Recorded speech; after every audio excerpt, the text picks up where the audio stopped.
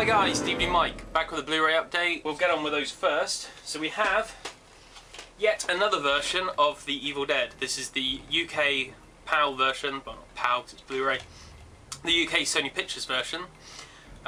This is slightly different to the Anchor Bay version that I've shown before, in that has two versions of the film, the full screen and the widescreen. This just has the widescreen version. It has been recomposited for widescreen, so it's not like the really nasty old version you used to get where things were squeezed and it was really weird frames. It actually does look really good on widescreen. Same transfer, so it does look beautiful, same as it did on the American disc. Nice little slipcase. And disc with a bit of a chainsaw. Where I bought this, I got it in HMV for, I think it was like 14 quid, so it wasn't too bad. The reason I bought it though is because the US one's region locked. I can play it on my PC but can't play it on my TV downstairs. This I can. Plus it has extras that are not on the American disc. The American disc came with a DVD with tons of extras on. This doesn't, it's all on the Blu-ray, so it has the all-new commentary, which is the same. The Untold Saga of the Evil Dead, an in-depth documentary which is the same and shows from the cutting room floor, which is the same. But what it has exclusive is the picture-in-picture track, which has horror directors like Alessandro Jar and a few others talking about the Evil Dead and its influence, which is actually really good. It's a bit sparsely populated, but I think it's definitely worth a watch. So if you're stuck on regions or you just want the widescreen version, go for that because it's all region, because it's Sony. Next we have the one that was cut out, Rocky Horror Picture Show 35th Anniversary Edition. Didn't go for the American Book Edition I saw Ms. Pole had, just decided to go with the normal version because it was quite cheap and because Glee kind of renewed my interest in Rocky Horror. I've always liked it, but when Glee did their Halloween episode, I thought, yeah, might as well. Looks beautiful. It's another old film, low budget film that looks amazing, same as Evil Dead. But things like Back to the Future look like complete arse. It's really annoying that they tend to flip a coin for these transfers. I mean, it's Fox, and Fox did Predator Ultimate Hunter Edition. So they're by no means the worst, but by no means the best either. It's kind of a pain in the arse, but still looks amazing. So you have all new Sympathy special features, Midnight Experience, Late Night Double Feature, Picture-in-Picture Show, Vintage Callback Track, Prop Box, Trivia Track, Rocky Oki, Sing It, Commentary by Rich O'Brien and Patricia Quinn, Search for the 35th Anniversary Shadowcast, Don't Dream It Be It Part 1 and Anticipation Part 2, Mick Rock, Photographer, Mick Rock's Picture Show, a gallery, press book and poster gallery, and there are old features from the other disc. Now, if you have the DVD like I had, and my brother's got the big lip set as well, there are more extras on that disc, so don't get rid of it. But it does have a few of them, so it's got the deleted musical scenes and outtakes, alternate credit ending and misprint ending, Rocky Horror Double Feature Video Show, 1985, Beacon Theatre New York City 10th Anniversary, Time Warp Music Video 15th Anniversary VHS release, and trailers. So it looks really good, it sounds amazing. There's a bit of a botched audio cue and damage on it at the beginning. Unless you really know what you're looking for, I doubt you spot it. It also has the US and UK versions on the disc as well. Next we have the 3-disc special edition Avatar. I got this in Tesco because it was $14.97 I think, and that's cheaper than it was at Play, which was like $17.99. And it also came with 3 art cards. Now the art cards are exactly the same. For people seeing my Avatar Steelbook video as the ones that came in there, but I kept them sealed in that, so I've opened them in this. So you get a slipcase, and then you get another slipcase, all sort of holographic. And then you get 3 discs. So there's the films, disc 2 and disc 3, which are the extras, and you have the 3 lenticular art cards. Don't know if the camera's picking them up, they are quite good. They're fun. It's nice having 3D art cards and a 2D version of a movie, but hey, I haven't got a 3D TV. And on that note, my TV is back, fixed, well, brand new one actually, and it's beautiful. And we have a little bit from the back there. So basically what it comes with in the 3-disc set is 3 versions of the movie, So you have the original theatrical version, which I saw in the cinema in 3D, the extended theatrical version, which I again saw in the cinema in 3D. I also still own the steelbook, so I own the theatrical anyway, so I've got that twice now. And it's got the special edition re-release version, which has new scenes including the Earth opening. Now the Earth opening I was really looking forward to. But it turns out, like the extended version of Aliens, there are some amazing bits in it, like the smart guns, and there are some cringeworthy bit like Hudson's State of the Badass Art speech, which I hate. The delivery is appalling. Same with this. The CGI in the Earth opening looks like a crap computer game. It looks shit. And it's got a huge, great big advert for Panasonic in it as well. Like literally 50-foot letters in the sky for Panasonic. Now that's fine, they're doing a deal with Panasonic for the 3D Blu-ray, they've got an exclusivity thing. That's fine, I understand that, and I don't mind advertising being in things. I mean, Coca-Cola and Pan Am and Blade Runner, for example. But when it looks like Blade Runner Light, when the rest of the film looks amazing, I don't get that, really. On disc 2 you have the filmmaker's journey, over 45 minutes of deleted scenes, never before seen. Exclusive documentary capturing Avatar, a message from Pandora, and production materials. On disc 3 you have scene deconstruction, production featurettes, and Avatar archives. So well worth picking up, I'd say. It's on disc 1 it's region A and B, and disc 2 is B and C. So you can watch the film if you buy it in America, but you can't watch the extras. Weird, I know. It's THX certified as well, even though it doesn't say anywhere on the box, it does say on the disc. So if anyone was wondering, it is THX certified for that. Next we have a set which includes one of my top 5 of the year. And the next one after this is one of my top 5 of the year as well. We have Toy Story 1, 2 and 3. This is the standard versions, $27.99 from HMV. Decided to go with the standard versions just because, I don't know, I'm getting less and less into these big stupid ornate box sets, which kind of sounds stupid with what I'm going to show you next, but hey ho.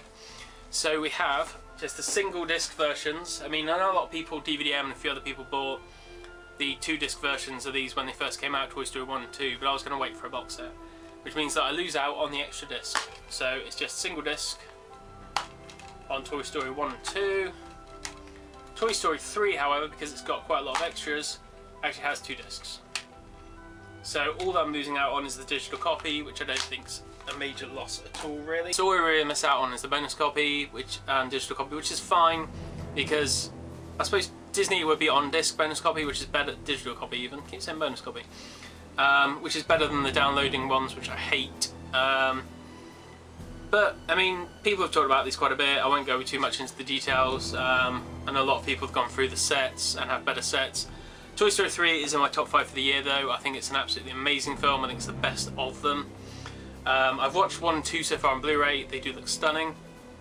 Absolutely flawless picture quality. Obviously they're taken direct from the digital tapes, so they're perfect, and they are absolutely perfect. Well worth picking up. If you haven't seen the third one, watch it, because it's absolutely bloody amazing. Saw it in cinema in 3D, didn't really like 3D, it wasn't that much depth to it or anything else, so I'm not too bothered about it. Like I say, I haven't got a 3D TV anyway, so I won't buy 3D sets. I do want to get a 3D projector eventually, so that would be a few years down the line when they're out anyway, so 27 quid, it's 3 amazing movies, the third, like I say, the best of them, so well worth watching, I'd say. And next we want to devote quite a bit of time to this. So last but not no means least, rather big box, we have Inception, the limited edition metal case. I know a lot of people beating me to this. I did order it ages ago, but the snow got in the way and I only got it yesterday. I did get some money knocked off it though. I paid £25 for it from HMV online because they dropped the pre-order price apparently, so that worked out quite well. Now, I'm a bit hit and miss on this set, to be honest. I know Disc Junk and DVDM are going to get the, I think it's the German version that has the soundtrack, which is cool because I love Hans Zimmer's soundtrack for this, but to be honest, I'm really disappointed with it. I'll show you why. I won't do a proper unboxing, but I do want to spend a little bit of time on this. This is the last one in this update anyway. If I get it open. It comes in this plastic case, which is quite nice. It's better than a cardboard thing that wears down after years. It says on the back contains a spinning top, copy of the film on Blu-ray, DVD and digital copy. It's a download digital copy, which is crap. 2 hours of extra content, 5 collector's art cards, and an exclusive device manual. So it's basically the same as what you get from the German version. The German version comes with the soundtrack. Now, I don't know if you can make out on the camera, there's a little bit of a scuff mark just there where my finger is. Well, that's put a great big scuff mark in the front of the case, which is a bit of a pain in the arse, it has to be said. Build quality on the case is quite good. It's metallicized plastic for the most part. The corners and the edges are metal, which is quite cool. And it's got Inception embossed on the front, nothing on the back or the sides. It's kind of cool. It's kind of like the Blade Runner box set that Warner Brothers did as well, but that was more plastic than this was. Got a simple little catch on the front. Pop them open. Now it doesn't open all that wide. That is as wide as it opens. Don't know why, but there we go. So we have the standard, if I can get it out, it's a bit of a tight squeeze this. The standard 3-disc version of Inception, seen on the lenticular cover. Paris folds up and then it says the dream is real. And inside we have disc 1, DVD copy, and disc 2 with the extras on as well. And so it's a download digital copy as opposed to an actual on disc one, which is kind of annoying because they've got an extra disc with a DVD. Why they couldn't put it on, I don't know. So you have the ultimate high def Blu-ray. Now, picture quality on this, I'll say you can get it out of the way now.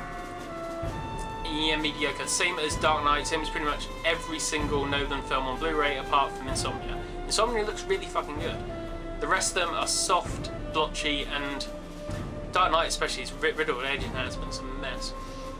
So we have the Instruction mode, which is basically a movie, maximum movie mode, that's what I'm looking for. Infiltrate the movie's imaginative landscape to learn how Christopher Nolan, Leonardo DiCaprio and the cast and crew designed and achieved the film's signature moments. Dreams, cinema of the subconscious. Can the dream world be a fully functional parallel reality? Joseph Gordon-Levitt and leading scientists take you through the cutting edge of dream research. Inception, the Cold War drama.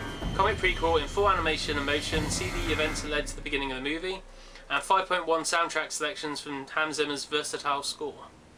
It's marketing speak for you there. Now this should have looked better in my view, mainly because it's kind of pains Nolan doesn't use digital intermediates, but it all depends on Warner. Warner are really annoying at actually trying to fill a disc. They have 50 gig Blu-rays and they barely use 30 gig of them.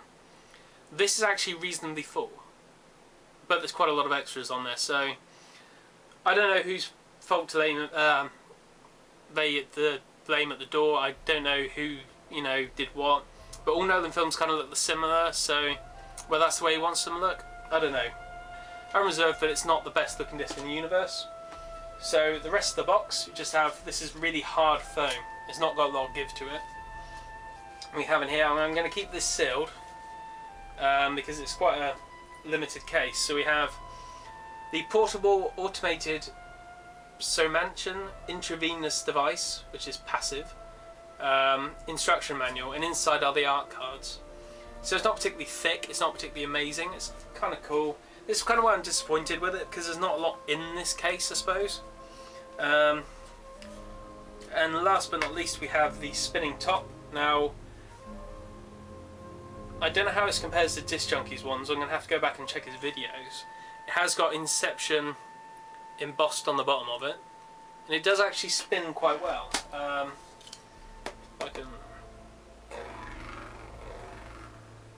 It's not bad. Which I thought, it was going to be a bit naff and a bit wobbly and no one's going to put any effort into it, but it's kind of cool. There's also a number there, 528491. I don't know if that's a limited edition number. I have no idea what it means. So if anyone else out there has got one and they've got a different number, please let me know in the comments, because I have no idea. I was talking to Disc Junkie last night and we couldn't figure it out because neither of us knew it was limited or not. And if it was limited, it was numbered. No one knew. It doesn't say anything about it being numbered on the actual plastic wrap, so anyone's guess is as good as mine. So there we go, last but not least, another one of my top 5 films of the year, Inception.